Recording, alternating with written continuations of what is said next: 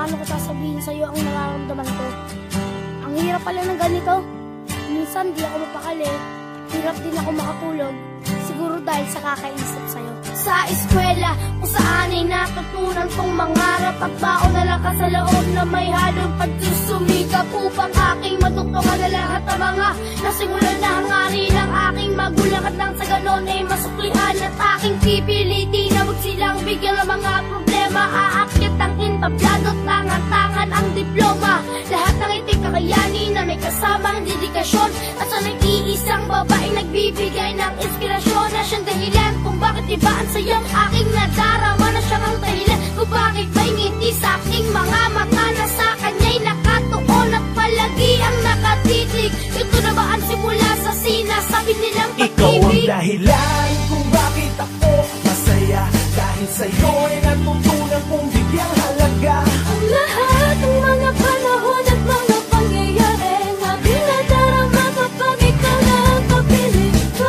Ikaw na nga ang aking inspirasyon. Binigyan mo ng liwanag ang aking destinasyon. Kung saan ang tulad mo'y matatagpuan at ang ating mga damdamin ay nagsalong tungan. Kaya wala nang akong hahanapin pa. Maligaya ako sa mga panahong laging kasama ka. Ikaw ang tatapala sa aking panalangin at Nagsasabi na ikaw ang aking iibigin. pag kasama kita, ako'y masaya. Ikaw at ako at wala ng iba.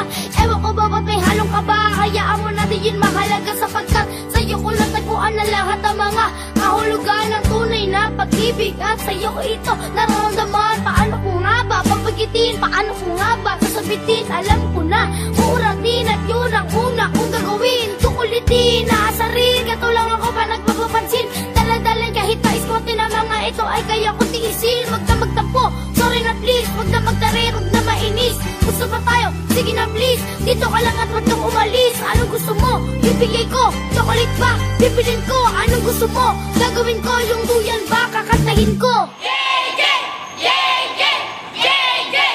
Kahit bata pa ako, parang alam ko na lahat mga lilim na pagkakas. Hindi ko man dapat nagiging masaya. Ikaw ang dahilan kung bakit ako masaya.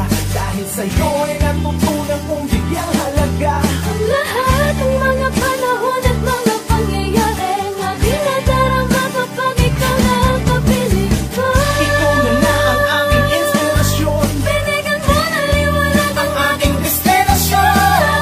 Kung saan ang tulad mo'y matatagpuan at ang ating mga damdamin ay nagsalong tungan. Kaya wala nang akong hahanapin pa. maligaya ako sa mga panahong laging kasama ka.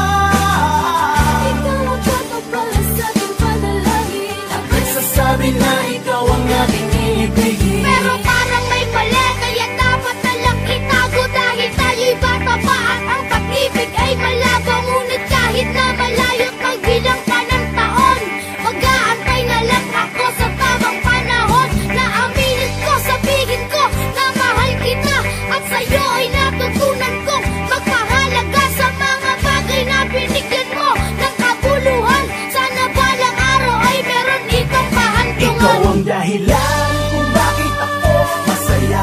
Dahil sa'yo ay natutunan kong bigyang halaga Ang lahat ng mga panahon at mga pangyayari na dinadarama kapag ikaw na ang kapiling ko. Ikaw na nga ang aking inspirasyon. Binigyan mo ng liwanag ang aking destinasyon. Kung saan ang tulad mo'y matatagpuan at ang ating mga damdamin ay nagsalong tungan. Kaya wala nang akong hahanapin pa. maligaya ako sa mga panahong laging kasama ka. Ikaw ang tatapala sa aking panalangin at Nagsasabi na ikaw ang aking iibigin. Hindi naman masamang magmahali. Kaso lang, dapat sa tamang panahon at sa tamang pagkakataon. Pero ako, handa akong mag-antay. Sana ganun ka din.